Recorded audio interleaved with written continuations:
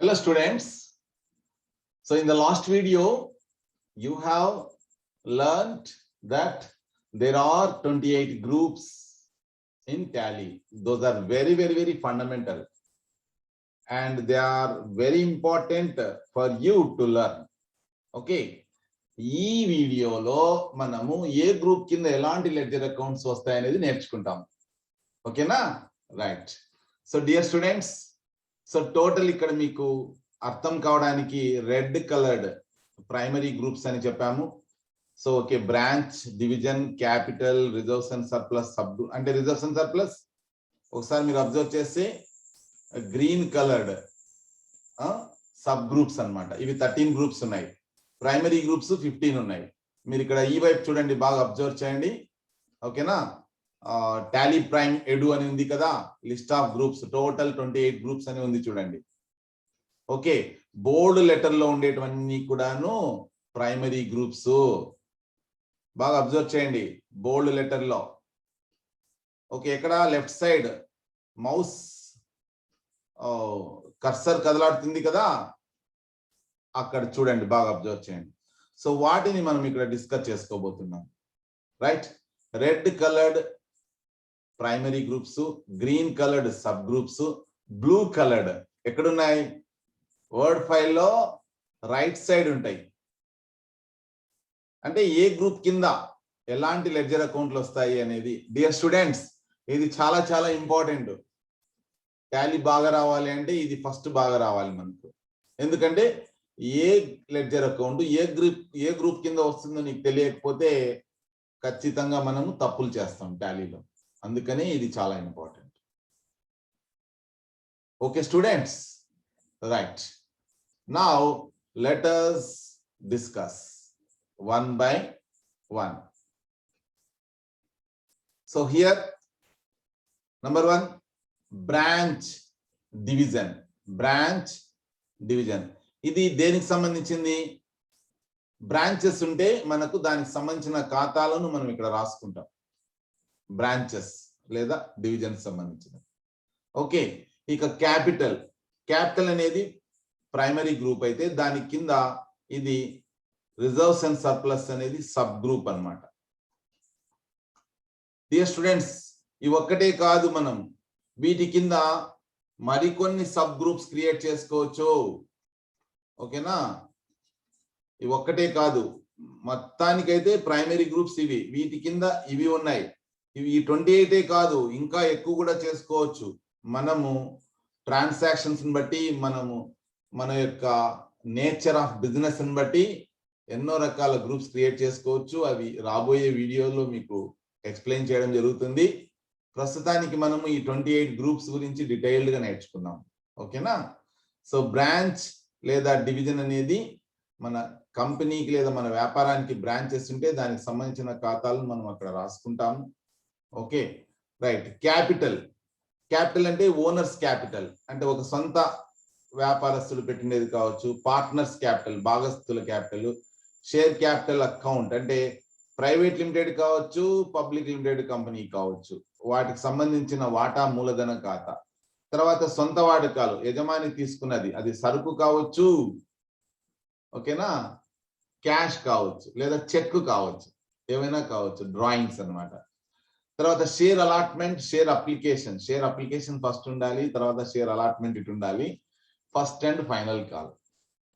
ఇవి అంటే ఒక వాటాను అంతా ఒకేసారి వసూలు చేసుకోరు. అప్లికేషన్ అప్పుడు ఒక 3 రూపాయలు, అలాట్మెంట్ అప్పుడు ఒక 3 రూపాయలు, ఫస్ట్ కాల్ అప్పుడు ఒక 2 రూపాయలు, ఫైనల్ కాల్ అప్పుడు ఒక 2 రూపాయలు. టోటల్ గా 3 + 3 + 2 = 10 ఇట్లా కలెక్ట్ చేసుకుంటారు. ఇక కాల్స్ అన్పెయిడ్ అంటే మనము పిలుపులకు సంబంధించిన మొత్తం ఏమైనా ఇంకా చెల్లించకపోతే అది. ఇక ఫోర్ఫీటెడ్ షేర్స్ అంటే వదులుకోబడిన వాటాలు. ఎవరైనా 2 కంతులు పే చేసి, అంటే అలాట్మెంట్, అప్లికేషన్ మొత్తం పే చేసి ఇంకా చెల్లించలేకపోతే వాటిని మనము ఫోర్ఫీట్ చేస్తాం, క్యాన్సిల్ చేస్తాం. అట్లాంటివి ఏమైనా ఉంటే అవి క్యాపిటల్ గ్రూప్ కింద వస్తాయి. ఇక reserves and surplus. Reserves and surplus లో అది రిజర్వ్స్ అండ్ సర్ప్లస్ అంటే మన కంపెనీ లాభాలు సంపాదించినప్పుడు, ఓకేనా, మంచి పేరు ప్రఖ్యాతి సంపాదించినప్పుడు కొన్ని నిధులు సమకూరుతాయి, లేదా మనమే లాభాల నుంచి కొంచెం నిధులను సపరేట్ గా కేటాయిస్తాం, అవన్నమాట. సో అవి జనరల్ రిజర్వ్, గుర్తుపెట్టుకోండి, క్యాపిటల్లో ఇది sub group. General reserve, capital reserve, సాధారణ రిజర్వ్, మూలధన రిజర్వ్. ఓకే, జనరల్ రిజర్వ్ అంటే రెగ్యులర్ ప్రాఫిట్స్ నుంచి మనం సపరేట్ గా అలాట్ చేస్తాము. క్యాపిటల్ రిజర్వ్ అంటే క్యాపిటల్ ప్రాఫిట్స్ నుంచి మనము ఈ రిజర్వ్ కేటాయిస్తాం. రైట్, సరే. షేర్ ప్రీమియం అకౌంట్, షేర్ వాటా ప్రీమియం ఖాతా అంటాము. అంటే ఎగ్జిస్టింగ్ కంపెనీ, ఆల్రెడీ ఉన్న కంపెనీ ఇప్పుడు మళ్ళీ కొత్తగా వాటాలను ఆహ్వానిస్తే ఆల్రెడీ లాభాలు సంపాదించి ఉంటుంది కాబట్టి ఆ వాటా మీద ఫేస్ వాల్యూ మీద ఎక్స్ట్రా అమౌంట్ కట్టించుకుంటారు. అంటే స్టార్టింగ్ లో ఉన్నప్పుడు 10 రూపాయలు అనుకోండి, షేర్ ప్రీమియం అంటే ఆల్రెడీ 1 ఇయర్ తర్వాత మళ్ళీ వాటాలు జారీ చేస్తుంది అనుకోండి, ఆల్రెడీ ఎంతో కొంత పురోగతి, గ్రోత్ ఉంటుంది. ఆ గ్రోత్ ఎంత అనేది వాల్యూ చేసి ఏమి డిసైడ్ చేస్తారు. ఎగ్జాంపుల్, ప్రతి వాటా మీద 5 రూపాయలు ఎక్స్ట్రా కట్టమన్నారు అనుకోండి, అంటే 10 + 15 అన్నమాట. 10 అనేది షేర్ క్యాపిటల్ అవుతుంది, 5 అనేది షేర్ ప్రీమియం అవుతుంది. ఆ రకంగా వసూలు చేస్తారు. ఓకేనా, రైట్. ఇక next, investment allowance reserve. Investment allowance reserve అంటే పెట్టుబడి అలవెన్స్, పెట్టుబడి అలవెన్స్ నిధి. Okay, investment allowance reserve. So మనము ఎక్కడైనా పెట్టుబడి కోసం నిధులను ఏర్పాటు చేసి ఒక గంపగుత్తగా ఎక్కువ అమౌంట్ వచ్చినాక దాన్ని మనం పెట్టుబడి పెట్టవచ్చు, అంతవరకు నిధి ఏర్పాటు చేస్తాం. నెక్స్ట్, డిబెంచర్ రిడెంప్షన్ ఫండ్ అంటే మనము ఏం చేస్తాము, మన సంస్థకు కావాల్సిన దాన్ని వాటాల రూపంలోనూ జారీ చేస్తాం, కలెక్ట్ చేసుకుంటాము. ఇంకొకటి రుణపత్రాలు అన్నమాట. రుణపత్రాల రూపంలో కూడా వసూలు చేస్తాం. సో దాన్ని మరి తిరిగి పే చేయాలా లేదా, విముక్తి చేయాలి కదా. రిడెంప్షన్ అంటే విముక్తి చేయడం. సో అలాంటిది విముక్తి చేయడం అంటే మనం తీసుకున్న అప్పును విముక్తి చేయడం కోసం ఒక నిధి ఏర్పాటు చేసి ఆ టైం అయిపోతేనే అప్పుడు పే చేస్తాం. దానికోసం ఒక నిధి ఉంటే అదే అన్నమాట. ఇక డిబెంచర్స్ మీద కూడా ప్రీమియం వసూలు చేసాం అనుకోండి, అది కూడా తిరిగి చెల్లించాల్సిన మొత్తం కాబట్టి అది కూడాను మనం రిజర్వ్స్ అండ్ సర్ప్లస్ కింద రాసుకుంటాం. ఈ రకంగా ఓకే స్టూడెంట్స్, మనము sub group reserves and surplus గురించి మనము చెప్పుకోవచ్చు. ఇక current asset group. Dear students, capital, reserves balance sheet లో లయబిలిటీ సైడ్ వస్తే, current asset group balance sheet లో ఎక్కడొస్తుంది మనకు, ఇది బ్యాలెన్స్ షీట్ లో అసెట్ సైడ్ వస్తుంది. దీని యొక్క సబ్ గ్రూప్స్ చూడండి. కరెంట్ అసెట్ అంటే ఏం లేదు, ఒక ఆస్తి 12 months పీరియడ్ లో క్యాష్ కావచ్చు, క్యాష్ సమానమైన ఇతర ఏవైనా కూడా కావచ్చు. 12 months పీరియడ్ లో క్యాష్ గా కన్వర్ట్ అయ్యే దేనైనా కూడాను కరెంట్ అసెట్ అంటాం. అవి క్యాష్ ఇన్ హ్యాండ్ కావచ్చు, క్యాష్ అట్ బ్రాంచ్ కావచ్చు, పెట్టి క్యాష్ అదొకటి. ఇది క్యాష్ ఇన్ హ్యాండ్, ఇది మరి కన్వర్ట్ అవ్వడం అంటూ ఏముండదు, మనతోనే ఉంటుంది కాబట్టి. బట్ మిగతావి, మనం బ్యాంక్ లో డబ్బు ఉందనుకో, అది తెచ్చుకోవడానికి కొంచెం టైం పడుతుంది, అది ఎంతైనా టైం కావచ్చు. బట్ విత్ ఇన్ 1 year లోపల ఉంటే, జనరల్ గా బ్యాంక్ అకౌంట్ అంటే ఈరోజు నైట్ ఓకే, రేపు మార్నింగ్ వెళ్ళి తెచ్చుకోవచ్చు కదా. రైట్. సో ఆ రకంగా బ్యాంక్ అకౌంట్స్ అన్ని, మనం ఓపెన్ చేసిన బ్యాంక్ అకౌంట్స్ అన్ని కూడాను బ్యాంక్ అకౌంట్ కింద తీసుకుంటాము.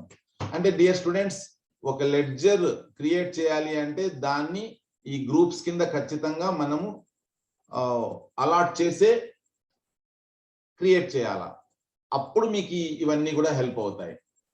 ఓకేనా students, all bank accounts, SBI account, ICICI account, current deposits, saving deposits, ఓకేనా. ఇక ఫిక్స్డ్ డిపాజిట్స్ సపరేట్ గా ఒక ఖాతా ఉంది, ఫిక్స్డ్ డిపాజిట్స్ అసెట్స్ అని. డియర్ స్టూడెంట్స్, కరెంట్ అసెట్స్ అనేది ఒక మెయిన్ గ్రూప్ అయితే దాంట్లో ఇవన్నీ సబ్ గ్రూప్స్ అన్నమాట. ఎన్ని టోటల్ గా ఎన్ని ఉన్నాయి, టోటల్ 6 గ్రూప్స్ ఉన్నాయి. Bank account, cash in hand, bank accounts, deposits, assets, loans and advances, stock in hand, సన్రీ debtors. 1 by 1 discuss చేద్దాం. బ్యాంక్ అకౌంట్స్ అని చెప్పాం కదా, ఇవి ఫిక్స్డ్ డిపాజిట్స్ అసెట్స్ అంటే మనము వాటర్ కోసం కానీ రెంట్ కోసం కానీ కొంచెం డిపాజిట్లు పే చేస్తాం. వాటర్ అంటే వాటర్ బోర్డుకు, రెంట్ అంటే మన యజమానికి, టెలిఫోన్ అంటే టెలిఫోన్ కంపెనీకి, ఎలక్ట్రిసిటీ అంటే ఎలక్ట్రిసిటీ ఆఫీస్ లో డిపాజిట్ పే చేస్తాం. అవి తిరిగి మనం ఎప్పుడైనా కూడా వచ్చేటివే అవి, కాబట్టి ఆస్తిగా రాసుకుంటాం. వాటిని మనము 1 year లోపలే కూడాను మనకు అవసరం లేదనుకుంటే చేసుకోవచ్చు, కన్వర్ట్ చేసుకోవచ్చు వాటిని. ఇవి కూడాను కరెంట్ అసెట్స్ కిందే చూపిస్తారు, right? Okay, loans and advances మనము టెంపరీగా విత్ ఇన్ 1 year లోపల ఇస్తావా అని అడిగి ఇచ్చేయడం అనమాట. సో అట్లాంటివి లోన్స్ అండ్ అడ్వాన్సెస్ అంటాము. అంటే విత్ ఇన్ 12 month పీరియడ్ లోనే మనకు ఎనికి వస్తాయి. ఇవి మనకు ఆస్తులు, మనకు రావాల్సినవి, అందుకనే కరెంట్ అసెట్స్ లో రాసుకుంటాం. ప్రీపెయిడ్ శాలరీస్ మన ఉద్యోగులకు ముందుగా చెల్లించిన జీతాలు, లేదా ఇతర ముందుగా చెల్లించిన ఖర్చులు, లేదా installation given for installation of machinery, ఒక యంత్రాన్ని ఇన్స్టాల్ చేయమని ముందుగానే అడ్వాన్స్ ఇచ్చింటాము, ఇంకా వచ్చిండదు, అది అతనితోనే ఉంటుంది కాబట్టి దాన్ని మనకు రావాల్సిన మొత్తంగానే ఆస్తిగా రాసుకుంటాం. మనకు రావాల్సిన ఆదాయం కావచ్చు, లేదంటే మనం ఎవరికైనా సప్లయర్స్ కు, అంటే మనకు గూడ్స్ సప్లై చేసే వాళ్ళకి ఏమైనా అడ్వాన్స్ ఇచ్చింటే అది కూడా రాసుకోవచ్చు. ఓకేనా స్టూడెంట్స్, ఫాలో అవుతున్నారా లేదా? దయచేసి ఫాలో అవ్వండి. ఏమైనా డౌట్స్ ఉంటే మీరు యూట్యూబ్ ద్వారా please ask me doubts, I will certainly clarify. Okay, right. Next, stock in hand, చేతిలో ఉన్న సరుకు అని అర్థం. అవి ఓపెనింగ్ స్టాకు, క్లోజింగ్ స్టాకు, రా మెటీరియల్స్, ముడి సరుకు, work in progress. Work in progress అంటే ఏం లేదు, మిషన్ లో ఉండే స్టాక్ నే వర్క్ ఇన్ ప్రోగ్రెస్ అంటారు. అంటే మనము stock in hand balance sheet లో చూపిస్తాం కదా, ఇది చూపించినప్పుడు ఒకానొక రోజు 31/3/2021 మెషిన్ లో ఇంకా నడుస్తూ ఉంటుంది, ప్రాసెస్ అవుతూ ఉంటుంది, అలాంటి దాన్ని వర్క్ ఇన్ ప్రోగ్రెస్ అంటాం. ఓకేనా? రెడీగా ఉండే స్టాకు ఓపెనింగ్ స్టాకు ఇట్లా ఉంటుంది. క్లోజింగ్ స్టాక్ అంటే అంతకు ముందు సంవత్సరం అన్నమాట అది. ఓకే, లూజ్ టూల్స్, పనిముట్లు అన్నమాట. పనిముట్లను కూడాను మనం స్టాక్ ఇన్ హ్యాండ్ కిందే చూపిస్తాము. ఎగ్జాక్ట్ గా మనము కొన్ని విషయాలు ప్రొవిజనల్ గానే మనం పెట్టుకుంటున్నాం అనే విషయం గుర్తుపెట్టుకోండి. ఓకేనా? అంటే ఇది కొన్ని అంశాలు, ఇది ఎట్లా మీరు దీని కింద వస్తుంది అని కూడా ప్రశ్నించవచ్చు. ఓకేనా? లూజ్ టూల్స్ అంటే స్క్రూ డ్రైవర్, చిన్న కటింగ్ బ్లేడు, ఇట్లాంటివన్నీ లైఫ్ ఏళ్ల తరబడి రాకపోవచ్చు. లూజ్ టూల్స్ అంటే చిన్న పనిముట్లు అంటాము. వాటిని 1 year లోపలే ఆస్తులుగా చూపిస్తాము. దానికి ఏమైనా తరుగుదల ఉంటే అవి తీసేసి దాని యొక్క వాల్యూని చూపిస్తాము, రైట్? నెక్స్ట్, ఫినిష్డ్ గూడ్స్ అంటే పూర్తి అయిన వస్తువులు అన్నమాట. అంటే రా మెటీరియల్ ను కన్వర్ట్ చేస్తే ఫినిష్డ్ గూడ్స్ గా ఉద్భవిస్తాయి. వాటి యొక్క వాల్యూని మనం స్టాక్ ఇన్ హ్యాండ్ కింద రాసుకుంటాం. ఓకేనా స్టూడెంట్స్, రైట్? ఇక సండీ డెటార్స్ అంటే మనతో సరుకు తీసుకున్న వాళ్ళు, అప్పు బాకీ ఉన్న వాళ్ళు. అంటే మన రాము తీసుకున్నాడు అనుకో, మనతో రాము అకౌంట్, శ్యామ్ తీసుకున్నాడు అనుకో శ్యామ్ అకౌంట్. అదొక్కటే కాదు, ఎగ్జాంపుల్ రాము ఏం చేస్తాడు, కొంత మొత్తానికి బిల్లుని యాక్సెప్ట్ చేస్తాడు. అంటే మనకు రావాల్సిన మొత్తానికి బిల్లు యాక్సెప్ట్ చేస్తాడు. అంటే మనకు రావాల్సిన మొత్తం అంటే బిఆర్, బిల్స్ రిసీవబుల్ అన్నమాట. అది కూడా మనము సండీ డెటార్స్ కింద రాసుకుంటాం. ఓకేనా students, right?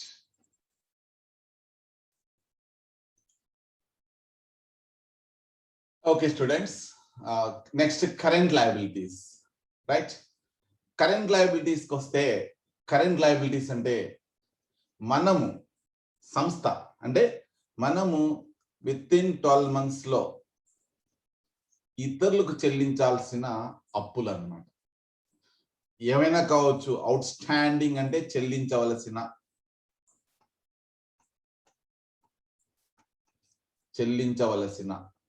All out standing liabilities.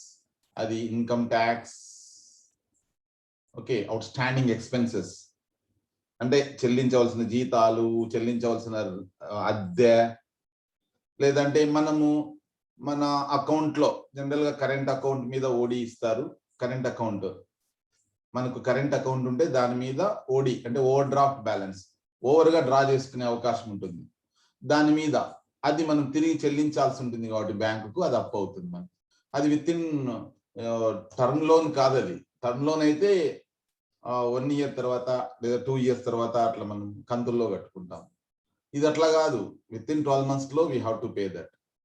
లేదంటే మనం ఎవరి నుంచైనా ఆదాయం అంటే మనకు రావాల్సిన ఆదాయమే, అంటే మనం సంపాదించుకోవాల్సిన ఆదాయమే, ఇంకా మనం ఏమి ఇవ్వకనే వాళ్ళు ఇచ్చింటారు, అడ్వాన్స్గా ఇచ్చింటారు. అది మన ఇన్కమ్ కాదు. ఎందుకు? మనం ఏమి ఇవ్వకనే ముందుగానే ఇగో పెట్టుకో, నువ్వు ఉంచుకో అని ముందుగానే ఇచ్చింటారు. అది ఇన్కమ్ ఎట్లా అవుతుంది? ఇన్కమ్ రిసీవ్డ్ ఇన్ అడ్వాన్స్ అంటే అప్పు అవుతుంది అనమాట. తర్వాత ప్రపోజ్డ్ డివిడెండ్ ఎవరు చెల్లించాల్సింది? షేర్ హోల్డర్స్ కు ప్రతిపాదించిన మీకు చెల్లిస్తాము అని మనం డిక్లేర్ చేసింటాం. అన్క్లెయిమ్డ్ డివిడెండ్ అంటే ఇంకా వాటాదారులు తీసుకొని డివిడెండ్ అనమాట, వాళ్ళ పనుల వలన తీసుకోలేని డివిడెండ్ అన్క్లెయిమ్డ్ డివిడెండ్ అంటాం. అడ్వాన్స్ ఫ్రమ్ కస్టమర్స్ సేమ్ ఇదే, income received in advance. Okay, లేదా advance from customers. Calls in advance అంటే ముందుగా మనకు వచ్చిన మొత్తం ఏదైనా కావచ్చు, లేదంటే టెంపరీగా మనం చేయి బదులు తీసుకుంటాం చూడండి, చేయి బదులు అలాంటిది. Okay right. Interest accrued on secured loans. మనము అంటే కుదువు పెట్టి లోన్లు తీసుకొచ్చుకుంటాం. ఓకేనా? అలాంటి లోన్ల మీద వడ్డీ ఇంకా చెల్లించలేదు అనుకోండి, వడ్డీ చెల్లించాలి ఎవ్రీ ఇయర్, అవునా? అసలు చెల్లించకపోయినా వడ్డీ చెల్లించాలి. ఆ వడ్డీ కరెంట్ లయబిలిటీ కింద వస్తుంది. Okay, premium on redemption of debentures. Premium on redemption of debentures. Students, మన సంస్థ డిబెంచర్స్ ద్వారా డబ్బు వసూలు చేసుకుంది, దాని మీద ప్రీమియం కూడా వసూలు చేసింది. మన ప్రీమియం తిరిగి చెల్లించాలా లేదా? అలాంటి ప్రీమియం 12 months లోపలే చెల్లించాలి. ఓకేనా? అట్లాంటి దాన్ని కరెంట్ లయబిలిటీస్ ఉంటారు. Dear students, once again I'm కొన్ని అంశాలు ఎగ్జాక్ట్ గా టెంటేటివ్ గా అంతే, ప్రొవిజనల్ అన్నమాట. రైట్, ఆ విషయం మీరు గుర్తుపెట్టుకోండి. Right, next duties and taxes అంటే ప్రభుత్వానికి చెల్లించాల్సిన సుంకాలు లేదా పన్నులు. ఏళ్ల తరబడి అట్లా పెట్టుకునే లేదు, మనం నోటీసులు పంపిస్తారు. ఓకేనా? సో ఒకప్పుడు ఎక్సైజ్ డ్యూటీ ఉండేది. ఎక్సైజ్ డ్యూటీ అంటే ఒక రా మెటీరియల్ ను ఫినిష్డ్ ప్రోడక్ట్ గా కన్వర్ట్ చేసినప్పుడు ప్రభుత్వానికి మనం పన్ను చెల్లించాల్సి ఉంటుంది. అట్లాంటిది. ఇంకొక పేరు కూడా ఉంది ఎక్సైజ్ అంటే, దీని మీద బ్రివరీస్ అంటే వైన్ కావచ్చు, బ్రివరీస్ అంటాం, వైన్ కావచ్చు, విస్కీ కావచ్చు, ఓకేనా, బీర్ కావచ్చు, ఇట్లాంటి వాటి మీద పన్నును కూడా ఎక్సైజ్ డిపార్ట్మెంట్ అంటాం. గుర్తుందా? రైట్. ఇన్పుట్ వ్యాట్, వ్యాట్ ఉన్నప్పుడు input VAT, output VAT, VAT payable ఇవన్నీ ఉండేవి. ఇప్పుడు జిఎస్టి వచ్చింది. ఓకేనా? Next provisions. ముందుగానే మనము ఏర్పాట్లు చేస్తామన్నమాట పన్ను చెల్లించే దానికోసము, స్థిరాస్తులు తిరిగి కొనడం కోసము. అంటే డిప్రిషియేషన్ మొత్తాన్ని వాడుకోకుండా ఏం చేస్తాం మనము? వాడుకోకుండా దాన్ని నిధిగా ఏర్పాటు చేస్తాం అన్నమాట. ప్రొవిజన్ ఫర్ బ్యాడ్ డెట్స్, రాని బాకీల నిధి, రావో ఏమో అనే డౌట్ తో సందేహాస్పద రాని బాకీలు అన్నమాట, వాటి కోసం నిధి ఏర్పాటు. ఇవన్నీ కూడాను provision for bad debts. Right, so all these come under provisions. Sundry creditors అంటే ఏమి? మన రుణదాతలు వీళ్ళు ఆల్రెడీ మనకు సరుకులు ఇచ్చింటారు, గూడ్స్ ఇచ్చింటారు. క్యాష్ ఇవ్వాలా లేదా? ఇవ్వాలా. అలాంటప్పుడు వారు తిరిగి చెల్లించాలి కదా, అందుకని మనం అప్పుల వైపు రాసుకుంటాం సన్డ్రీ క్రెడిటార్స్ అని. ఓకే స్టూడెంట్స్, ఇక కొంతమంది బిల్లు యాక్సెప్ట్ చేయమంటే మనం సిగ్నేచర్ చేసుకుంటాం. ఓకే, నేను ఒక 80 days తర్వాత మీకు బిల్లులోని మొత్తాన్ని చెల్లిస్తాను అని సిగ్నేచర్ పెడతాం ఇట్లా. సో అట్లాంటి వాటిని చెల్లింపు బిల్లులు అంటారు. ఇవి కూడాను అప్పే అవుతుంది. Okay students, next direct expenses. ఇవి ట్రేడింగ్ అకౌంట్ లో డెబిట్ సైడ్ వస్తాయి. వేజెస్ అండ్ శాలరీస్, వేతనాలు, జీతాలు. ఇంకా మ్యానుఫ్యాక్చరింగ్ ఎక్స్పెన్సెస్ అంటే తయారు చేసినప్పుడు, వస్తువులను కన్వర్ట్ చేసినప్పుడు ఫినిష్డ్ ప్రోడక్ట్ గా, రా మెటీరియల్ అట్లాంటివి. ఆ కంపెనీలోని మెషిన్లు తిరగడం కోసం పవర్ కావాలి కదా, ఆ పవర్ కోసం కోల్ కావచ్చు, ఇంధనం ఆయిల్ అన్నా ఫ్యూల్ అన్నా ఒకటే, గ్యాస్ కావచ్చు, వాటర్ కావచ్చు, రైట్, ఎలక్ట్రిసిటీ ఇది కావచ్చు, ఇవి కూడా. తర్వాత ఫ్యాక్టరీ రెంట్, ఫ్యాక్టరీ ఉండి రెంట్ వచ్చినా, ఫ్యాక్టరీ ఉండి ఎలక్ట్రిసిటీ వచ్చినా, ఫ్యాక్టరీ ఉండి ఎక్స్పెన్సెస్ అని వచ్చినా, ఇవన్నీ కూడాను డైరెక్ట్ ఎక్స్పెన్సెస్ కింద ట్రేడింగ్ అకౌంట్ లో. అందుకనే ట్రేడింగ్ అకౌంట్ లో డెబిట్ సైడ్ అని రాసుకుంటాం.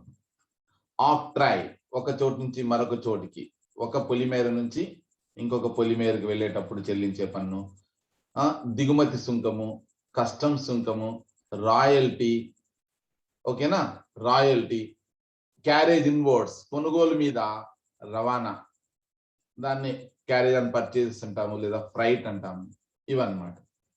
రైట్, సో ఇవి డైరెక్ట్ ఎక్స్పెన్సెస్, ఇవన్నీ ట్రేడింగ్ అకౌంట్ లో డెబిట్ సైడ్ వస్తాయి.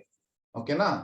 Next direct income by sales అని ట్రేడింగ్ అకౌంట్ లో క్రెడిట్ సైడ్ వస్తుంది, టీసీ అంటాము. ట్రేడింగ్ అకౌంట్ లో credit side sale of goods by sales అని రాసుకుంటాం. ఓకే, ఇది డైరెక్ట్ ఇన్కమ్ అన్నమాట. అంటే ప్రధానంగా మనం ఏ వ్యాపారం అయితే చేస్తున్నామో ఆ వ్యాపారం ద్వారా వచ్చే సంపాదనను డైరెక్ట్ ఇన్కమ్ గా చూపించచ్చు ట్రేడింగ్ అకౌంట్ లో క్రెడిట్ సైడ్. ఓకేనా, రైట్. నెక్స్ట్ ఫిక్స్డ్ అసెట్స్ అంటే స్థిరాస్తులు, స్థిరాస్తులు. ఫిక్స్డ్ అసెట్స్ కింద ఎలాంటివి తీసుకోవచ్చు అంటే మనము, అంటే లెడ్జర్లు క్రియేట్ చేసేటప్పుడు ఈ గ్రూప్స్ కింద మనం క్రియేట్ చేయాలనే విషయం గుర్తుపెట్టుకోండి.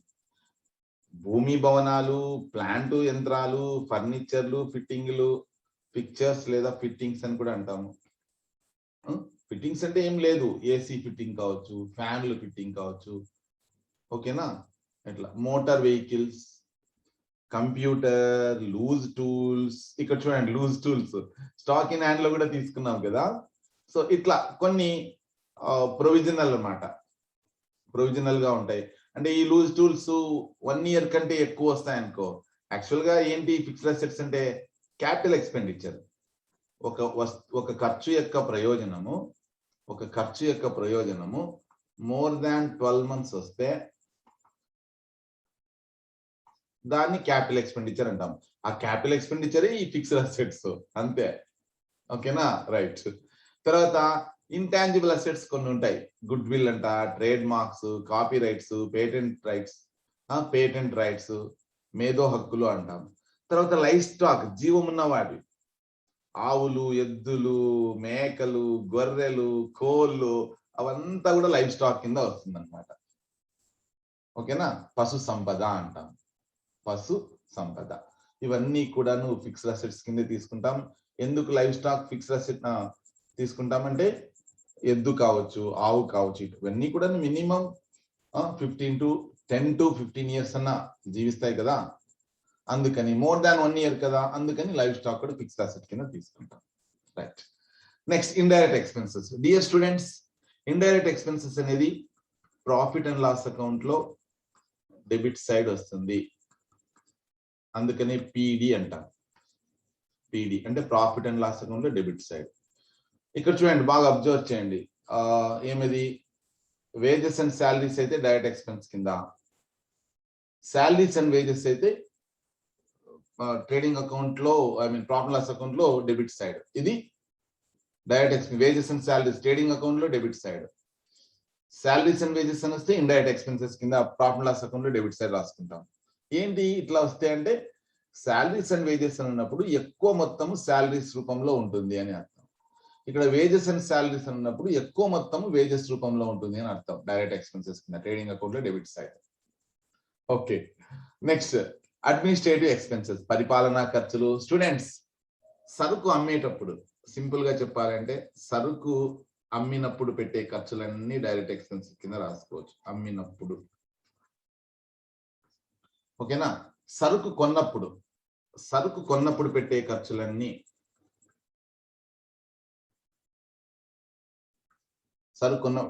పెట్టే ఖర్చులను డైరెక్ట్ ఎక్స్పెన్సెస్ ట్రేడింగ్ అకౌంట్ లో డెబిట్ సైడ్ రాసుకుంటాం.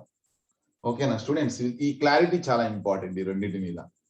రైట్, రెండు కూడా రెవెన్యూ ఎక్స్పెండిచర్స్ అనే విషయం గుర్తుపెట్టుకోండి. అంటే పదే పదే పెట్టే ఖర్చులు ఇవన్నీ కూడా ఫిక్స్డ్ అసెట్స్, క్యాపిటల్ ఎక్స్పెండిచర్. ఓకేనా, ఫిక్స్డ్ అసెట్స్ ఏమవుతుంది, క్యాపిటల్ ఎక్స్పెండిచర్. డైరెక్ట్ ఎక్స్పెన్సెస్ కావచ్చు, direct incomes, direct indirect expenses కావచ్చు, రెండు కూడా రెవెన్యూ ఎక్స్పెండిచర్. ఫిక్స్డ్ అసెట్స్ మాత్రం క్యాపిటల్ ఎక్స్పెండిచర్. ఏంటి సార్ ఇట్లా అంటున్నారు అంటే, పదే పదే పెట్టే ఖర్చులు రెవెన్యూ ఎక్స్పెండిచర్, ఎప్పుడో ఒకసారి పెద్ద మొత్తంలో పెట్టే ఖర్చులు క్యాపిటల్ ఎక్స్పెండిచర్. దీని యొక్క ప్రయోజనము 1 year కంటే ఎక్కువ ఉంటుంది. ఫిక్స్డ్ అసెట్స్ అంటే క్యాపిటల్ ఎక్స్పెండిచర్ యొక్క ప్రయోజనం. ఓకే రైట్, మరి రెవెన్యూ ఎక్స్పెండిచర్ యొక్క ప్రయోజనము అదే బస్సు డీజిల్ వేయించుకున్నాం అనుకోండి 1 day ఉంటుంది, అందుకని రెవెన్యూ ఎక్స్పెండిచర్. అట్లా ఇవన్నీ కూడా ఓకే. చూడు, అడ్మినిస్ట్రేటివ్ ఎక్స్పెన్స్, పరిపాలనా ఖర్చులు, మనం చెల్లించే వడ్డీ లేదా జీతాలు, అద్దె, పన్నులు, రవాణా, క్యారేజ్ అవుట్వర్డ్స్, సేల్స్, సరుకు అమ్మేటప్పుడు పెట్టే రవాణా అన్నమాట, క్యారేజ్ ఆన్ సేల్స్.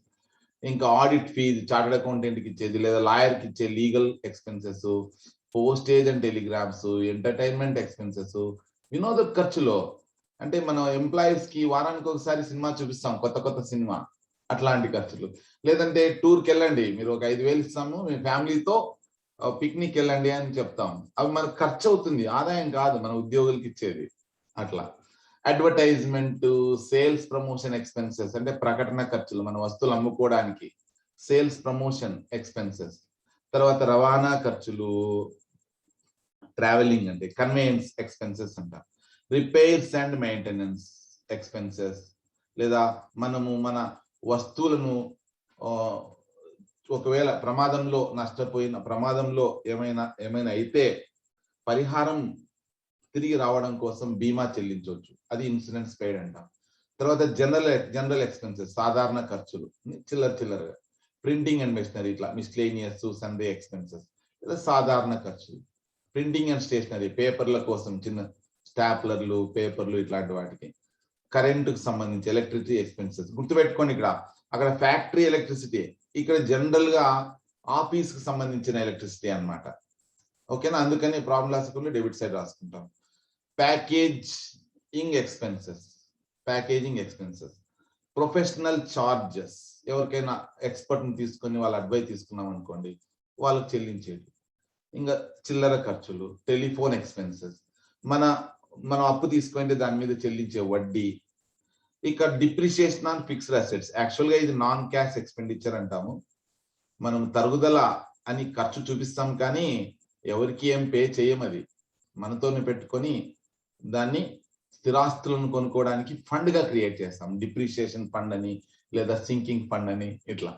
ఓకే, రాని బాకీలు, ఇక రావు అనేవన్నీ కూడా బ్యాడ్ డెట్స్.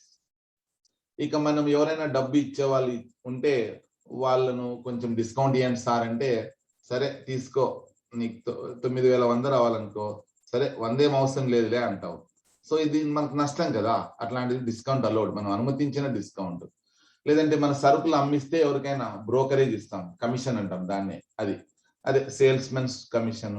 లేదా కొన్ని చిల్లరగా 10 కుర్చీలు, నువ్వు 20-30 కుర్చీలు అమ్మడానికి పోయినప్పుడు ఒక కుర్చీ ఎవరో ఎత్తేస్తారు, అట్లాంటి ప్రాఫిట్ లాస్ అకౌంట్ లో డెబిట్ సైడ్ రాసుకోవచ్చు. ఎంబెజిల్మెంట్ అంటాం దాన్ని, అంటే డబ్బు ఎవరైనా దొంగిలిస్తే, చిన్న ప్రమాదం వలన, ఫైర్ వలన, లేదా ఇట్లా ఏదైనా ఒక వస్తువును మనం అమ్మినప్పుడు లాస్ వస్తే, ఇవన్నీ కూడాను ప్రాఫిట్ లాస్ అకౌంట్ లో డెబిట్ సైడ్ వస్తాయి. ఓకేనా. తర్వాత ఇండైరెక్ట్ ఇన్కమ్. డియర్ స్టూడెంట్స్, మీకు ఇక్కడ ఫైనల్ అకౌంట్స్ కి సంబంధించి డీటెయిల్ గా చెప్తున్నాను, ప్లస్ టాలీకు హెల్ప్ అవుతాయనే విషయం గుర్తుపెట్టుకోండి. Okay right. ఇండైరెక్ట్ ఇన్కమ్ అంటే పరోక్ష ఆదాయము.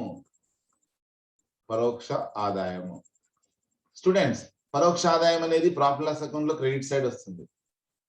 డైరెక్ట్ ఇన్కమ్ అనేది ట్రేడింగ్ అకౌంట్ లో క్రెడిట్ సైడ్ వస్తుంది. డైరెక్ట్ ఇన్కమ్, ఇది ఇండైరెక్ట్ ఇన్కమ్ కాబట్టి ప్రాఫిట్ లాస్ అకౌంట్ లో క్రెడిట్ సైడ్ వస్తుంది. ఇవన్నీ కూడాను మనం టాలీలో ప్రాబ్లం చేసేటప్పుడు ఇండైరెక్ట్ ఇన్కమ్ కింద తీసుకోవాలా. ఏంటంట, ఇంపార్టెంట్ అదర్ దాన్ సేల్స్ దేనైనా కూడాను ఇండైరెక్ట్ ఇన్కమ్ కింద తీసుకోవాలి.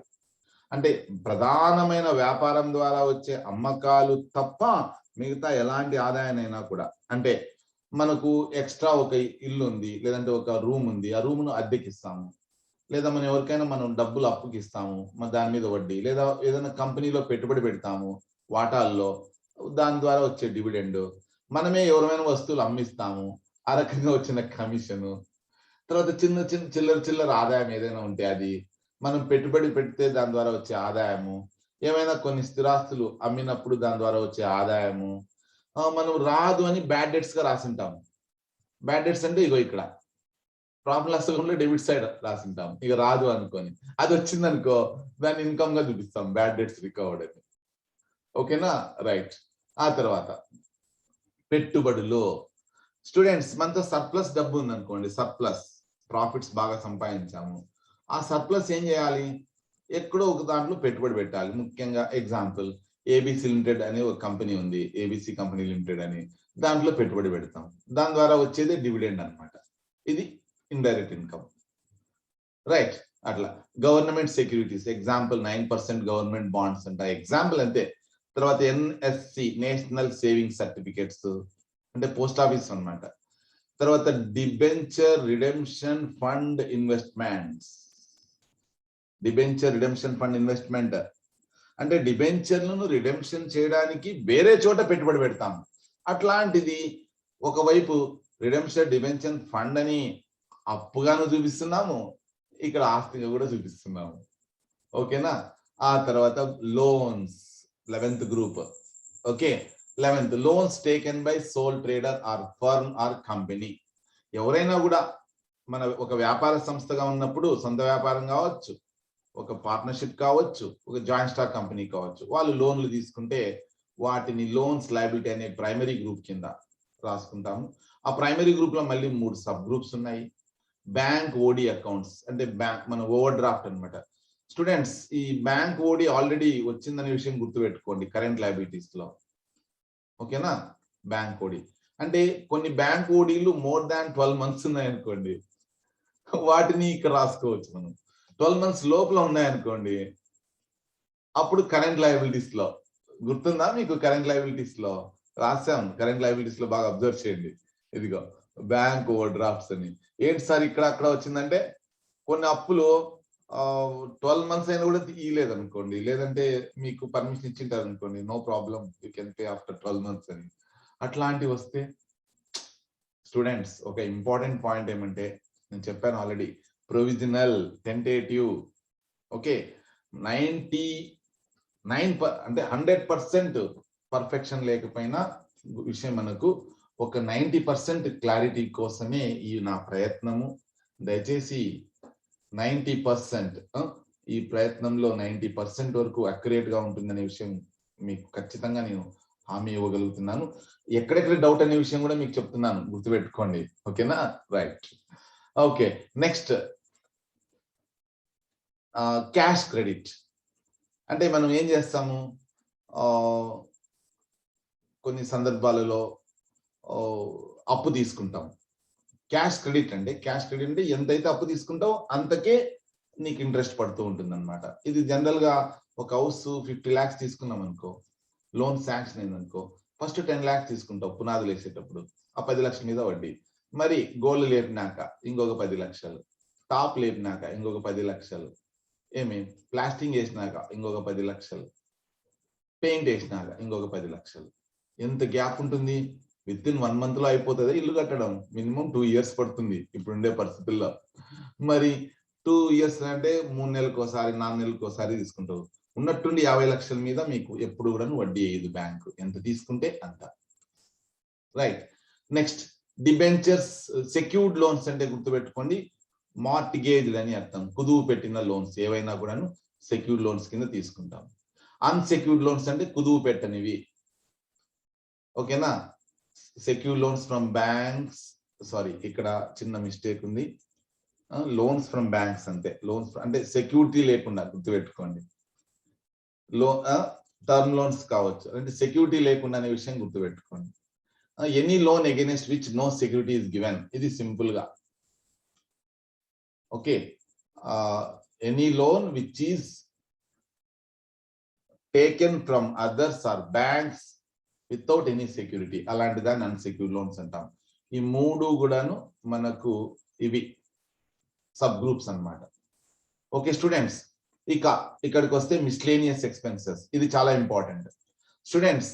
యాక్చువల్ గా దీన్ని అసెట్ గా చూపిస్తున్నాం కదా, అసెట్ యాక్చువల్ గా కల్పిత ఆస్తులు అంటాం. కల్పిత ఆస్తులు అంటే ఒక కంపెనీ రిజిస్టర్ చేసినప్పుడు మనము కొన్ని ఫార్మాలిటీస్ ఉంటాయి, కొన్ని లాంఛనాలు అన్నమాట. అంటే ఏమి, డాక్యుమెంట్స్ తయారు చేసుకోవాలా, మెమోరండమ్ ఆఫ్ అసోసియేషన్, సంస్థాపన పత్రం, కంపెనీ నియమావళి, ఇదంతా చాలా పెద్ద తతంగం అంతా. లాయర్లను, చార్టెడ్ అకౌంటెంట్లని అందరినీ కలవాలి, వాళ్ళు కొంచెం అమౌంట్ అన్ని పే చేస్తాం అనమాట. అంటే కంపెనీ స్థాపనకు ముందు చెల్లించిన ఖర్చులను ప్రాథమిక ఖర్చులు అంటారు. ఓకేనా, అట్లాంటివి అంటే రైట్ ఆఫ్ చేయకుండా, రైట్ ఆఫ్ చేసినట్టయితే ప్రాఫిట్ లాస్ అకౌంట్ లో డెబిట్ సైడ్ వస్తాయి ప్రిలిమినరీ ఎక్స్పెన్సెస్. కంతుల వారీగా రైట్ ఆఫ్ చేస్తాం, క్యాన్సిల్ చేసుకుంటూ వస్తాం. ఇంకా క్యాన్సిల్ చేయని ఏమైనా ఉంటే దాన్ని ఆస్తిగా చూపిస్తాం. ఫిక్సియస్ అన్నమాట, కల్పిత ఆస్తి. ఎక్కడుంది అంటే ఎప్పుడో ఖర్చు పెట్టింటావు, ఈ ఖర్చు పెట్టడం వల్లే నీ కంపెనీ ఏర్పడింది అంటే అది ఒక ఆస్తి కిందే లెక్క. నెక్స్ట్ అండర్ రైటింగ్ కమిషన్, మన వాటాలను ఎవరైనా గ్యారెంటీ ఇవ్వడానికి చెల్లించే ఖర్చు అండర్ రైటింగ్ కమిషన్ అంటే.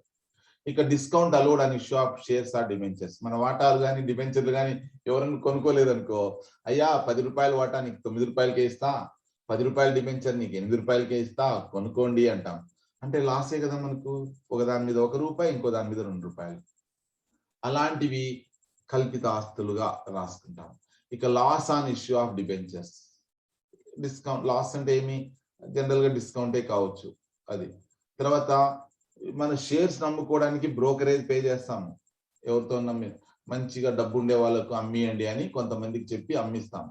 దాని మీద పెట్టిన ఖర్చు కూడా ప్రారంభంలో పెట్టిండేదే, కంపెనీ ప్రారంభంలోనే పెడతాం కాబట్టి ప్రాస్పెక్టస్ జారీ చేసిన తర్వాత వాటాలను అప్లై చేసుకోవడానికి ఎవరు రాకపోతే కొంతమంది బ్రోకర్స్ ని పట్టుకొని వాళ్ళ చేత మనం వాటాలు కొనిస్తాం, వాళ్ళకి అమౌంట్ చెల్లించాలి కదా, అది కూడాను దీంట్లో వస్తుంది.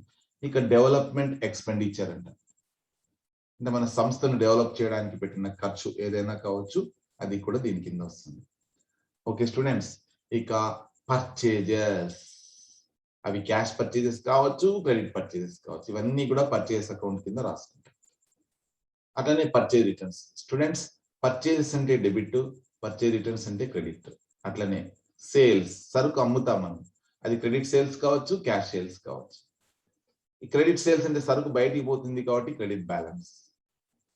సేల్స్ రిటర్న్స్, సరుకు అమ్మిండేది ఎన్నికి వస్తుంది కాబట్టి.